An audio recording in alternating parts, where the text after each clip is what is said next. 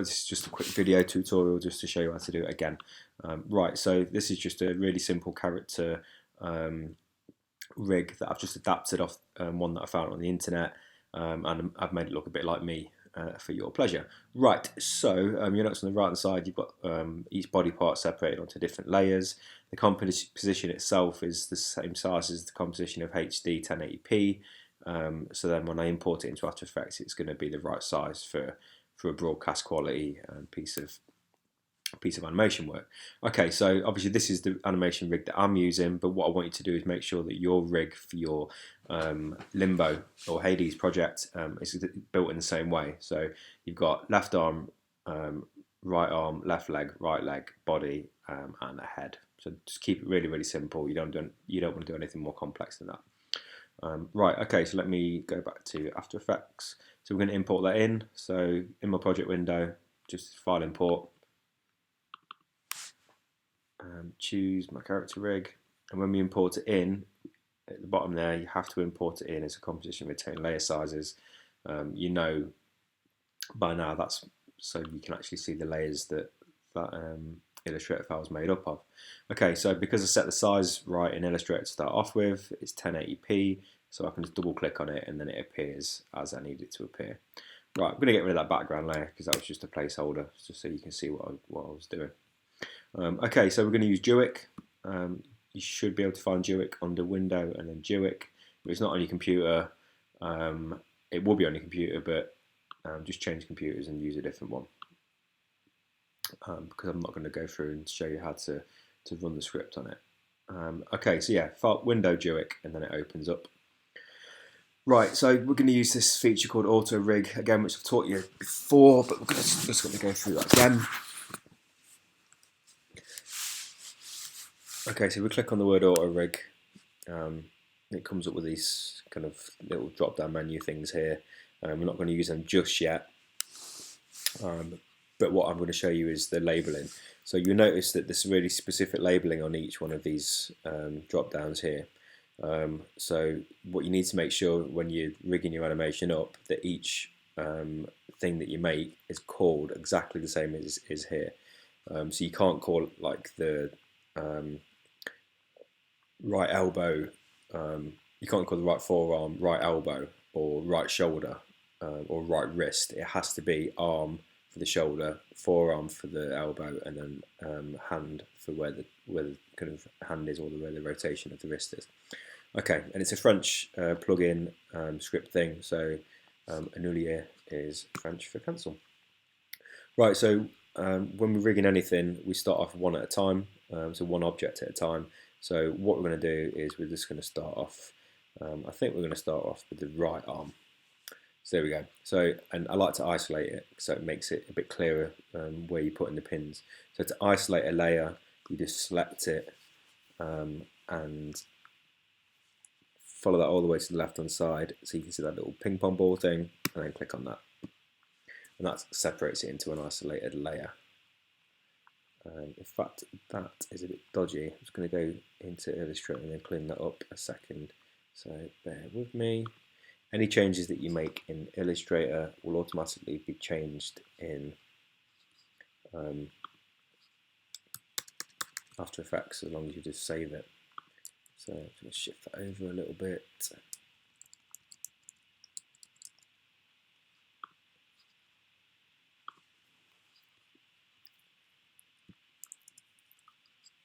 You know what I'm like, I'm a proper perfectionist when it comes to this kind of stuff. Okay, that's what that'll do. Right, so I'm going to save that, and then you'll notice that in After Effects, that has, oh, it should have saved. Right arm, right click, reload, boom, there we go. Right, so in order for us to use DUIK and create kind of pivot points for things to rotate and bend around, we're going to use a puppet tool at the top. So select your layer, isolate it, and then select your puppet tool. And we're going to add in a point at the top, which is going to be our right arm. We're going to put one where the elbow bit is, which is going to be our right forearm. And we're going to put one kind of where the wrist is, about there, which is our right hand. Once you've made the pins, you then hold shift and then you make sure that they're all selected. You know they're selected because we go a solid yellow colour. Once they're all selected, you're then going to convert those pins into bones using DUIK. So make sure DUIK's open and select bones. So this is where the labelling up is really, really important. So if we're going to select them and we're going to label it up as it is in the auto rig thing. So right arm at the top, it's called right arm. The elbow is called right forearm, and then the wrist and hand is right hand. So this top one, select it, hit enter on the keyboard, and that's going to be our arm. Middle one is our forearm, and the bottom one is our hand. Right, so once that's done, we can then unisolate everything. So select on the ping pong ball for everything, so that's off, and everything else reappears. Okay, so the arm's done. So right arm, let's just lock that follow all the way to the left, and then give it a quick lock. So we don't need to move that again. Right, and what we're also going to do on that is we're going to follow the wood to the right, so you can see this weird little man peeking over a ledge. And we're going to select that as well. What that's going to do in a bit is it's going to hide that layer from view, so it just makes it a bit cleaner and easier to see. Right, good stuff. Right, so the next thing we're going to do is we're going to do the let's say the left arm. So we select the left arm and go into the isolation mode. So with it selected, we're going to grab our pin, put one in at the top, one for the forearm, and then one kind of in the middle of the hand for the hand. Holding shift, we're going to select those pins, so they're all yellow, and we're going to convert those pins to bones. Okay, so the top one, as you can guess, is going to be left arm. The one underneath it is going to be left forearm. And that one is going to be left hand. Again, they're isolated at the moment, so we unisolate them all and the layer itself. That's good. So now we can lock our left arm layer and we can isolate it using the little shy guy there. Right, next one is let's do the right leg. So select the right leg, and I'm going to isolate it. So like I said before, on auto rig, this one is called thigh, calf and foot, so that's what we're going to label it up as. So select it, use our pin to put in a thigh, a calf, and then a foot in the middle of the foot. Hold shift to select them so they all go yellow, and we're going to convert those into bones. Cool, so this is the right leg, so we're going to select the top one, hit enter. So this is our thigh, our calf, and then our foot. Repeat the same process as before. We unhide them. We lock our right leg to keep it well organised, and then we follow that to the right to shy it away. Right, cool. Let's repeat the process with the left leg. Let's click on that, isolate it, use our pin. So 1, 2, 3.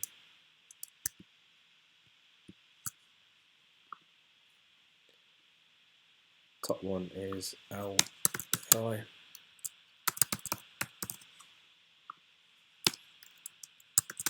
That's our calf.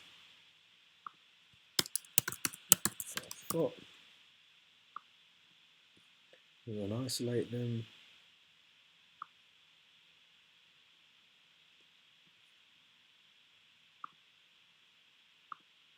We lock it, and then we shy it away. The body, again, if you get kind of a bit confused with stuff, you can just click on the auto rig thing, and then it will just show up with what you need to label it up as. So we're going to isolate the body. if I just scoot it off in a second, it's because I need to plug my computer in because I've only got 5% battery left. Right, so we've got one by the neck, one in the middle where the body is, and then kind of one where the hips or the pelvis is. So it's actually called neck, body, and pelvis. So we select our pins, turn them into bones. Select the top one, hit enter. So neck, body, pelvis. It's going to isolate them. We're going to unshine that away. We're going to lock it, and then we're going to hide it. And then finally, with the head, that just needs one pin in, so kind of not in the middle of the head, but kind of where the neck is, just above the neck there. So that we're going to turn into a bone. Select it, hit enter, and that's going to be called head.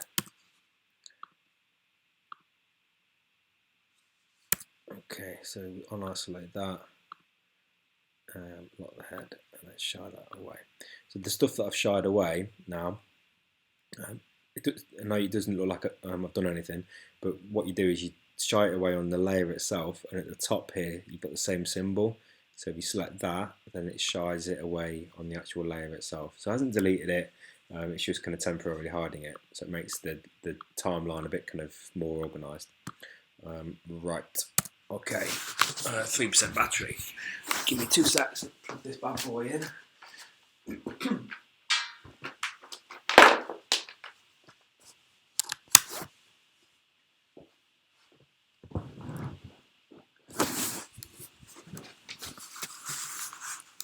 Cool, okay, right, so come off that. Right, so what we do now is we select our bones that we've made, and by holding shift, so select the bottom one, hold shift and then select the top one, and it selects them all at the same time. We now hit the word auto rig on DUIK, but because we've labelled them upright, the labels automatically get kind of given or done for us with these drop down menus. So it's a really simple case now of just clicking OK. What that does is it makes controllers for us. So like I've said before in previous tutorials, those controllers then control different extremities on the body. So there's one for the hand, one for the feet, there's one for the pelvis area, and so by animating them, we can animate the character, which I'll do in the second half of the tutorial. So that's cool. So let's come out of that view. We don't really need DUIK anymore, so I can close that down. So often when you do this, there's some kind of issues where things don't line up quite right sometimes, and sometimes things don't quite bend right. So, like for example, if I select the controller for the hand, that is kind of animating the wrong way, and it's just an issue with DUIK that sometimes it just does it. So in order to change that controller so it bends the right way, select your controller for that hand. We're going to hit E for effect, because on that controller there's loads of effects that have been applied to it, and we're just going to change the orientation of that controller so it bends the other way. So IK orientation, and it's got a little checkbox. Just change that to off instead of on. We've then got one on the other hand, which I'm assuming is probably going to bend the other way as well. This looks stupid. So again, we're going to hit E for effect on that one, IK orientation, and then change that the other way around as well. Cool. So you've got some really nice squash and stretch going off. If you don't want that squash and stretch, what you can do is you can turn that stretch off. So to turn it off, again on the effects thing for that controller, it says auto stretch. If you select auto stretch and change the checkbox on it, it just turns it off. So that you'll notice that it won't now kind of go past that point. It will just stop. So that's depending on whether you want the squash and stretch on it or not. So there we go. So that kind of looks alright. Band's a bit funny there, so when it goes past a certain point it looks a bit odd, and it kind of cuts off. So I think generally with the walk it's not really going to walk past that point, so I think we'll get away with it. If you need to make an adjustment, you just need to select the bone that you made for that shoulder or the arm, and then just with your cursor on your keyboard just tuck it to the right a little bit. And the same thing applies to that one. So if that one looks a bit weird or like suddenly like overlaps, you can select your bone for that shoulder and just nudge it down or nudge it to a different location. So there we go.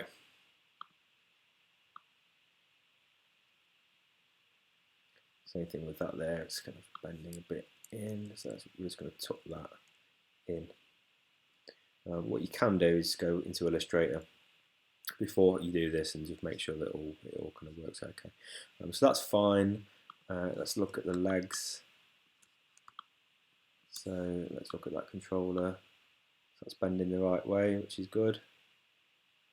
And that one should bend the right way as well.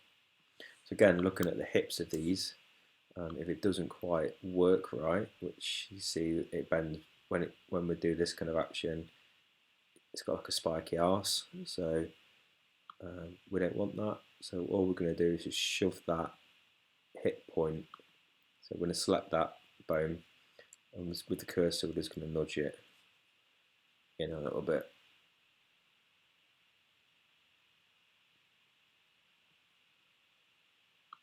So I'm selecting it on the composition, but you can select it on your layer as well.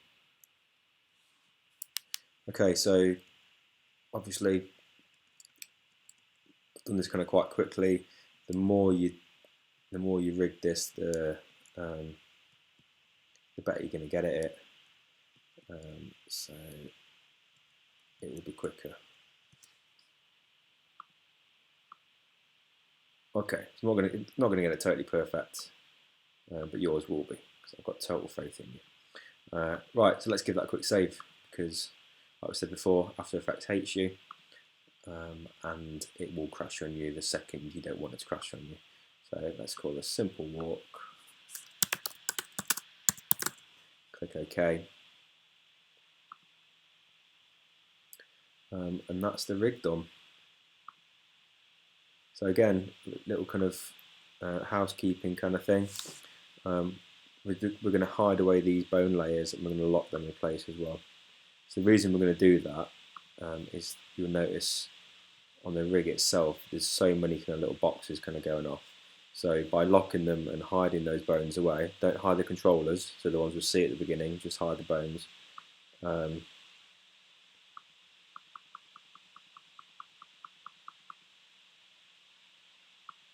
It just makes it a bit more organised on your layer. You can actually also hide them using the little eyeball button as well. This is worthwhile doing.